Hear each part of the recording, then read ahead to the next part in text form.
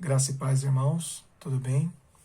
Glória a Deus pela sua vida, espero que você possa estar acompanhando esse devocional, esse estudo que nós estamos fazendo do Evangelho de Lucas. Hoje estamos no capítulo 18, né? E antes de falar do capítulo 18, eu queria dizer que esse capítulo 18, capítulo 19 e os capítulos anteriores também, Jesus tem passado diversos ensinamentos, né, que são muito úteis para a vida cristã, né, seja por parábolas ou mensagens diretas de Jesus. Então é muito importante que possamos nos atentar à mensagem de Cristo para nós, né, para a nossa vida. Nesse capítulo 18, nós vamos passar por 5 passagens importantes. A primeira da viúva persistente, depois da passagem do fariseu e o publicano, depois Jesus e as crianças, Jesus com o jovem rico, e finalizamos com a cura do cego, né? No começo do capítulo, Jesus vai falar sobre uma viúva persistente que procura um juiz, do qual ela pede para que o juiz possa julgar a sua causa devido a uma injustiça que ela vem sofrendo. E a persistência dessa viúva faz com que esse juiz, que Jesus diz ser corrupto, olhar pela causa dela.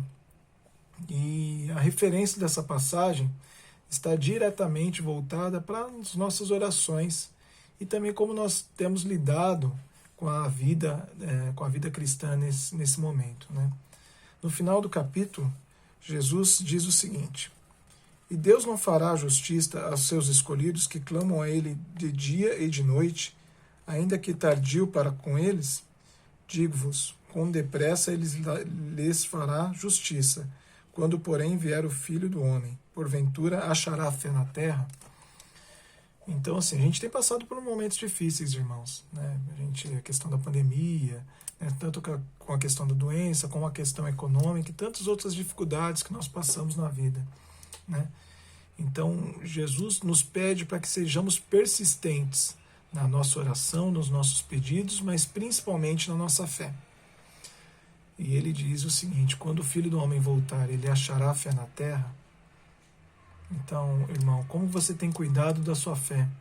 Quanto você tem persistido na sua fé?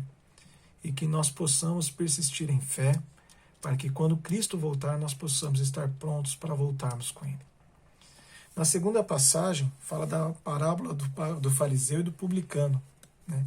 E é interessante que nessa passagem, né, os dois estão orando no templo, e o fariseu faz uma oração da seguinte forma, que está lá no versículo 11.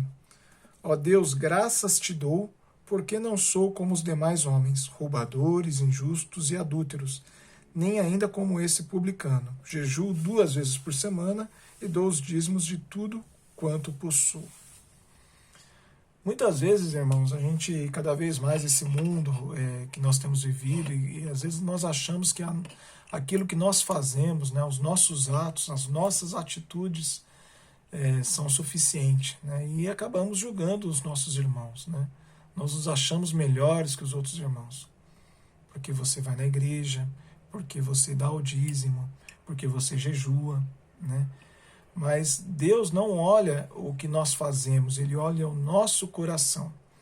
Se tudo que nós fazemos, nós não fazemos com o nosso coração voltados a Jesus, voltados a Deus, nada nos vale, né? E aqui na sequência, Jesus conta, falando do publicano, e o publicano só faz a seguinte oração, ele bate no peito e fala da seguinte forma: "Ó Deus, tem misericórdia de mim, pecador." Então, assim, às vezes nós achamos que há algum merecimento naquilo que fazemos, mas não há merecimento algum, né? E é interessante que na sequência, Deus vai explicar essa questão. Vou pular uma das passagens para ir para a passagem do jovem rico. E na passagem do jovem rico, ele pergunta: "Mestre, o que eu tenho que fazer para herdar a eternidade?" Então ele tem o conhecimento da palavra, ele sabe que ele faz grande parte, né? Então ele já pergunta a Jesus, sabendo um pouquinho da resposta, né? E Jesus fala mais ou menos o que o fariseu falava que fazia, né? Não adulterarás, não matarás, não furtarás, não dirás falso testemunho, honra teu pai e tua mãe. E ele poderia continuar dizendo que, assim, jejua, faz as ações e muitas coisas que são atitudes, né?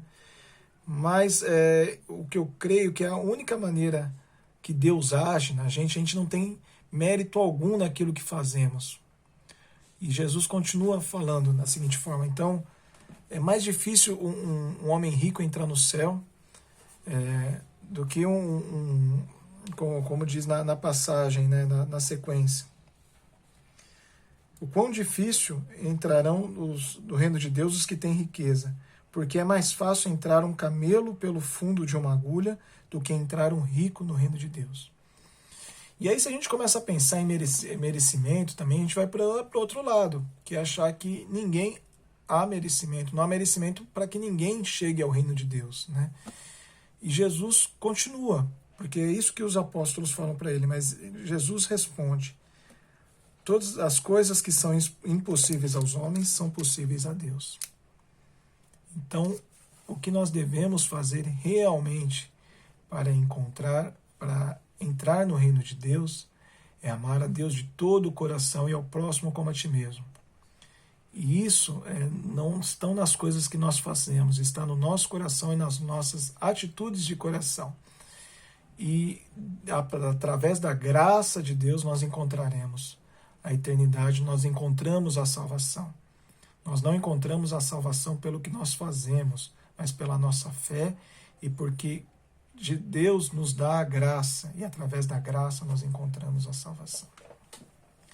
Irmãos, né, para completar o capítulo, né, então eu fui na parábola do fariseu e publicano, pulei direto para o que fala do mancebo de qualidade, que é o jovem rico, e aí eu quero voltar para o que nós devemos fazer para entrar no reino dos céus. E aí eu volto para a passagem que Jesus abençoa os meninos, onde Jesus fala o que nós devemos ser como as crianças para entrar no reino dos céus. Então as crianças dentro da simplicidade, da busca de Jesus, não pelo que ele pode fazer por elas, mas pelo que ele é, por querer estar próximo dele, é o que nós devemos buscar. E finalizando, né, o capítulo, Jesus fala um pouquinho sobre a sua paixão novamente, né, ele já tinha falado no capítulo 17, volta a falar no capítulo 18, né, entre os versículos 31 e 34, e ele vai falar do cego de Jericó, né? E o cego de Jericó era um mendigo que estava por onde Jesus estava passando, e ele clama a Jesus dizendo: Jesus, tenha misericórdia de mim, né? E ele pede para que Jesus o cure. Irmãos, também quero finalizar falando que nós devemos fazer os nossos pedidos com o máximo de simplicidade, né? E nós devemos ter fé suficiente para acreditar que Jesus pode nos curar. Às vezes nós não acreditamos e nós não pedimos porque nós não acreditamos na cura. Mas aqui Jesus diz para o cego, da seguinte forma, no versículo 42, Jesus diz: vê, a tua fé te salvou. Então, o que salva aquele mendigo e faz com que ele volte a ver é a fé dele. Então, que nós possamos ter fé, que nós possamos acreditar e que nós possamos entender que não há nada em nossa vida que não possa mudar. Porque Deus pode mudar qualquer coisa. Aquilo que é impossível ao homem é possível a Deus. Agradeço mais uma vez por estar escutando esse devocional e peço para que você possa nos acompanhar amanhã no capítulo 19. Abraço e Deus os abençoe.